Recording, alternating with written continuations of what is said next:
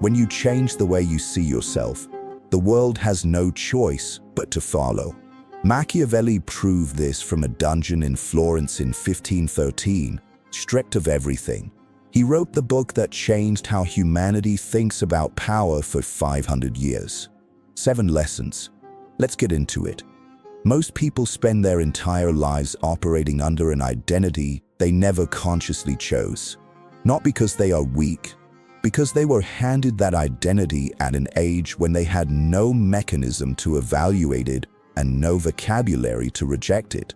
Your parents called your ambition arrogance. Your teachers called your difference instability. Your peers called your dreams unrealistic. None of them intended to harm you. Most of them were repeating limitations that were installed in them the same way. But the origin of the cage does not change the fact that it is a cage. In 44 BC, an 18-year-old named Gaius Octavius was handed the most dangerous situation imaginable. His great-uncle Julius Caesar had just been assassinated. The Roman Senate looked at Octavian and saw a boy, a pawn to be used, flattered, and eventually discarded once his political utility expired. Cicero, the most brilliant orator in the Roman world, said it explicitly. They would praise the young man, use him, and then throw him away. That was the identity the world assigned him. Octavian did not argue with it. He did not try to convince the Senate they were wrong. He did something more powerful. He simply refused to inhabit the identity they had given him. He took the name Caesar. He declared himself the son of a god. He conducted every meeting, every alliance, every negotiation from the posture of the sole legitimate heir to Rome, not because he had an army yet, because he had decided who he was. The result was Augustus, the first emperor of Rome, a 40-year reign of unprecedented stability and the complete political irrelevance of every single person who had ever called him a pawn. Cicero, who planned to discard him, was himself discarded permanently. The lesson is not simply to be confident.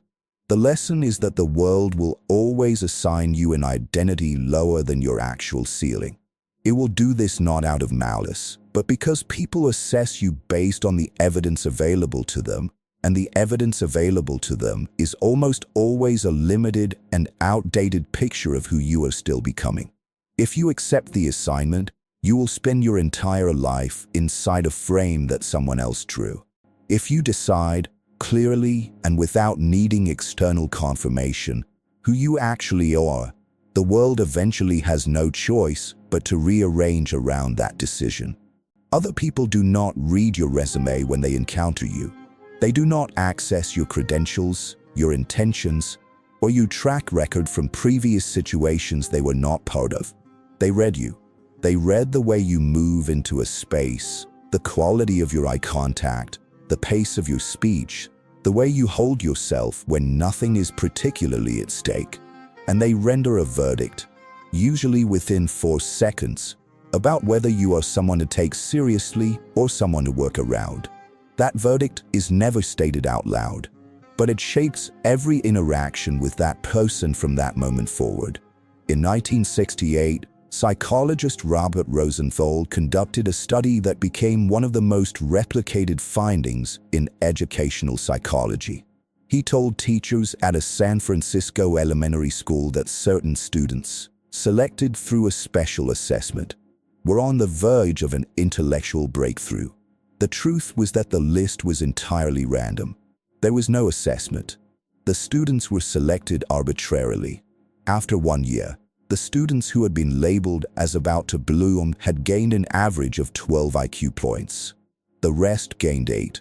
The difference had nothing to do with the children's actual ability.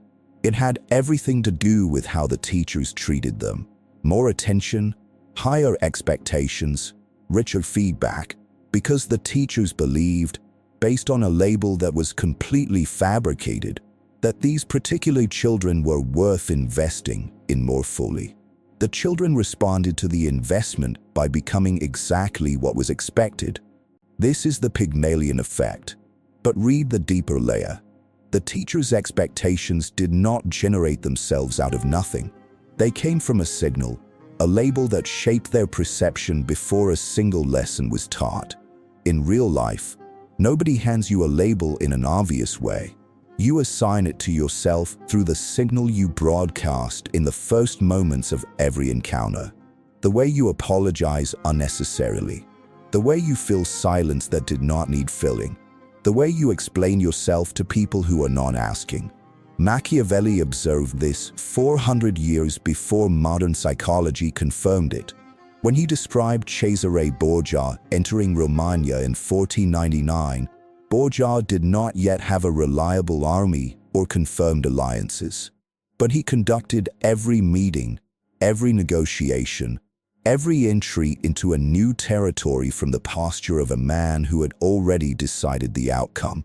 He broadcast the signal of authority before the authority was fully secured. The world adjusted around the signal.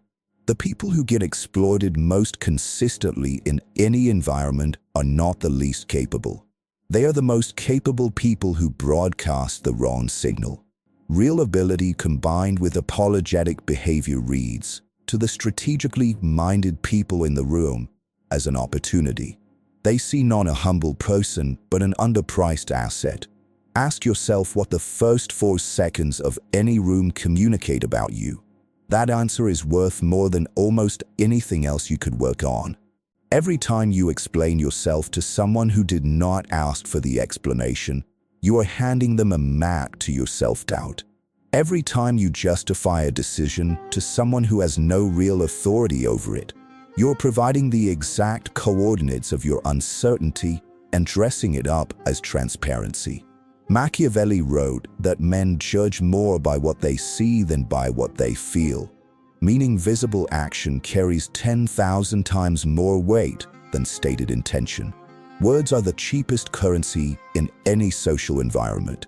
Actions, silence, and consistency when no one is applauding. Those are the currencies that hold value. Louis XIV understood this more precisely than any ruler in the historical record. He did not build Versailles as a monument to luxury. He built it as a system of information control. Every significant French nobleman was required to live under the same roof, where Louis could observe them constantly. But no one could observe Louis with equivalent clarity. He was famous for a single response to any petition or request.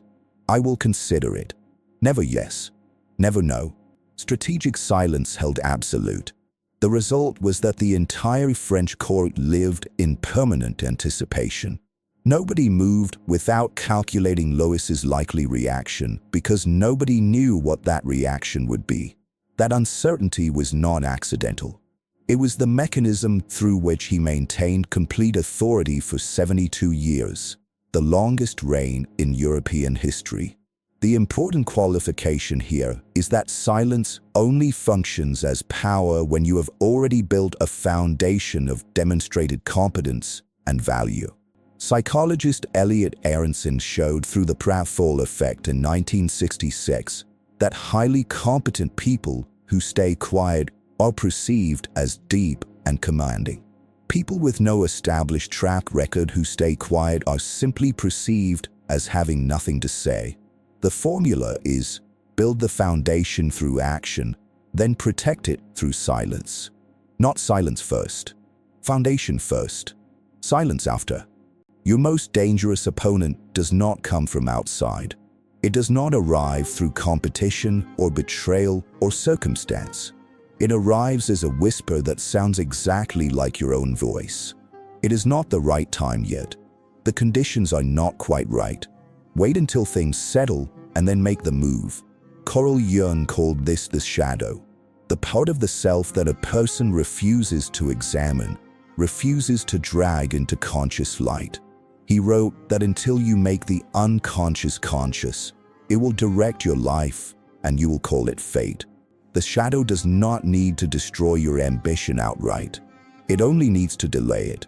1 week, 1 month, 1 year, until the accumulated weight of delay is heavy enough that the ambition underneath it quietly stops pushing. Abraham Lincoln experienced this more completely than most people are ever required to. Before becoming the 16th President of the United States, Lincoln lost 8 elections, failed in business, lost the woman he loved to illness, and fell into depression severe enough that his closest friends removed sharp objects from his house as a precaution. In 1841, he wrote that he was the most miserable man living. He was not exaggerating for effect. He meant it. What Lincoln did in that state was the single most important thing he ever did. He distinguished between suffering as a condition and suffering as an identity. He refused to let the wounded period become the permanent definition, not because he was optimistic, because he decided that the shadow would not win through delay.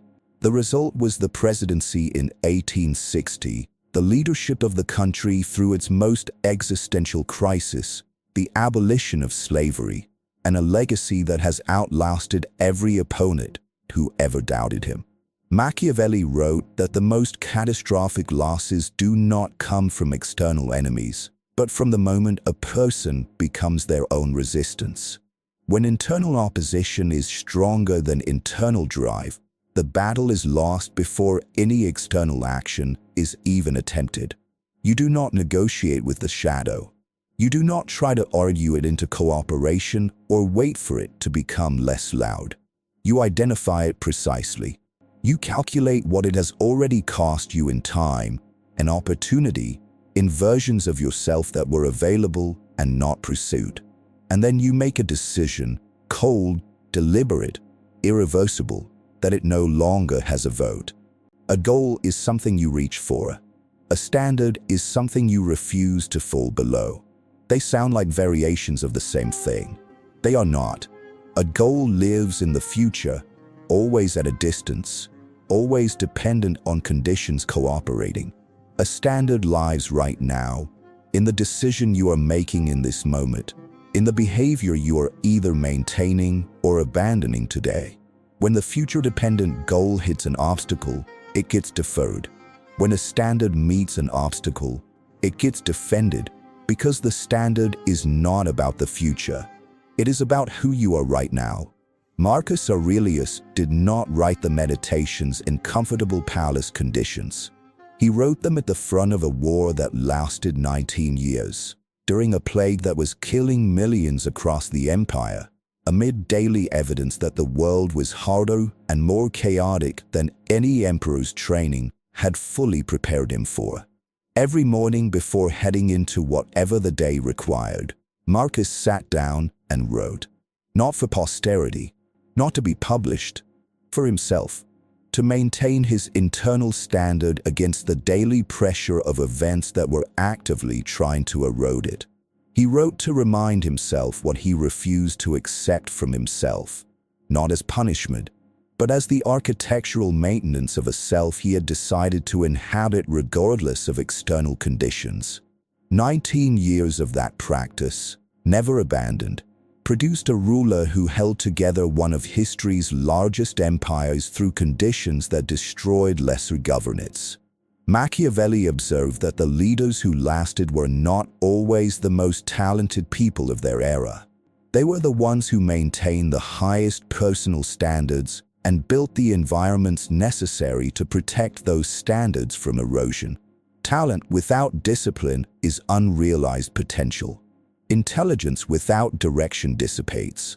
What holds everything else together is the standard, the specific, concrete, non-negotiable floor below which you refuse to fall regardless of mood, circumstance, or the behavior of the people around you. Decide what yours is today, not as an aspiration, as a fact about who you are. The modern world sells a specific and deeply comfortable lie. It tells you that if you work hard, stay consistent, treat people fairly, and remain patient, the reward will find you. This is not wrong about work ethic. It is wrong about the mechanism. Hard work that is invisible produces nothing. Effort that is not positioned correctly dissipates. Machiavelli never believed the world was a system that automatically rewarded the most deserving. He believed it was a system that rewarded the most effectively positioned. The Prince is essentially a manual for understanding how positioning actually works and how to use it rather than be used by it. In 1793, Napoleon Bonaparte was a 24-year-old artillery captain with no family name that mattered, no significant political connections, and no established reputation. At the Siege of Toulon, where the British held the port and the senior French commanders had spent weeks arguing without producing a coherent plan, Napoleon did not wait to be invited into the conversation. He drew up the assault plan himself, presented it to the general in command, and volunteered to lead it. Not out of recklessness. He had done the preparation. He understood the terrain, the positions, the artillery angles. He saw a vacuum, a situation where real competence existed, but no one had yet claimed the space, and he stepped into it deliberately. Toulon fell. Napoleon was promoted to brigadier general at 24. The greatest military career in modern history began not with permission, but with the decision to act on preparation rather than wait for invitation. Machiavelli called this virtue, not virtue in the moral sense, but the capacity for decisive, prepared action when circumstances create an opening. In The Prince he wrote that fortune controls half of human affairs, but leaves the other half to be governed by human capability. The person who has developed real capability and recognizes the moment to deploy it shapes their own outcome. The person waiting for fortune to arrange favorable conditions first will wait indefinitely. Seizing opportunity is not recklessness. It is the point at which preparation meets the willingness to act without guarantee of success. Here is the mechanism behind every transformation described in this conversation, stated without mysticism. When you genuinely change how you see yourself, not as a surface affirmation, but as a real shift in the identity you inhabit, a chain reaction follows. New self-perception produces new behavior. New behavior produces different decisions. Different decisions produce different actions. Different actions, sustained long enough and consistently enough, produce different results. Different results, compounded over time, produce a fundamentally different reality. This is not the universe conspiring on your behalf. This is a feedback loop. Neuroscience calls it neuroplasticity. The brain physically restructures itself based on what you repeat. Repeat a thought consistently enough, and the brain builds efficient pathways for it. Those pathways shape perception. Perception shapes behavior. Behavior shapes outcomes. The loop runs in either direction. Run it deliberately. Machiavelli demonstrated this with his own life more completely than anything he wrote. After his release from prison in 1513, he was not reinstated to any position. He was exiled to a small farm in Sant Andrea in Procacina. During the day, he worked the land, caught birds, played cards with farmers in the village. By any external measure, he was a finished man. But every evening Machiavelli changed his clothes. He removed the work-stained garments of a peasant and put on his court robes. Then he sat down in his study. He wrote in a letter to a friend in December of 1513, "For 4 hours I feel no boredom. I forget every worry. I am not afraid of poverty. I am not frightened by death." He was conducting a nightly ritual of identity reaffirmation. Every evening, regardless of what the day had looked like, he reminded himself of who he was: an advisor to princes, a student of power, a man whose understanding of political reality was valuable regardless of whether any prince was currently taking his calls. From that identity, held consistently in private while the world classified him as irrelevant, he wrote The Prince, the book that survived 5 centuries. The book that shaped rulers, strategists, and thinkers across every generation since. The important distinction is that elevated self-perception only generates real outcomes when it rests on real competence. Machiavelli had 20 years of diplomatic service behind him. Napoleon had genuine mastery of artillery. Augustus had real political intelligence built through years of careful observation. Self-perception without a foundation of actual capability is delusion, and reality dismantles delusion efficiently and without apology. The complete formula is genuine competence combined with accurate self-perception combined with consistent action. Remove any element and the equation produces nothing durable. And understand that the process will not always feel like progress. Some of it will feel like loss. People will drift away who are attached to the version of you that no longer exists. Environments that once felt comfortable will start to feel confining because the person you are becoming cannot breathe in the space the previous version accepted. Old patterns will feel more like prisons than like home because that is exactly what they are becoming. Do not mistake that friction for failure. It is the specific resistance that accompanies every genuine transformation. A snake does not mourn the skin it leaves behind. It moves forward into territory the old skin could not have contained. 7 things, said one final time. The identity the world assigns you is almost always a ceiling below your actual capacity. Break it. The signal you broadcast in the first 4 seconds of any encounter determines whether you are treated as an architect or as raw material. Control it deliberately. Silence is a weapon, but only after a foundation of demonstrated value has been built. Build first, then go quiet.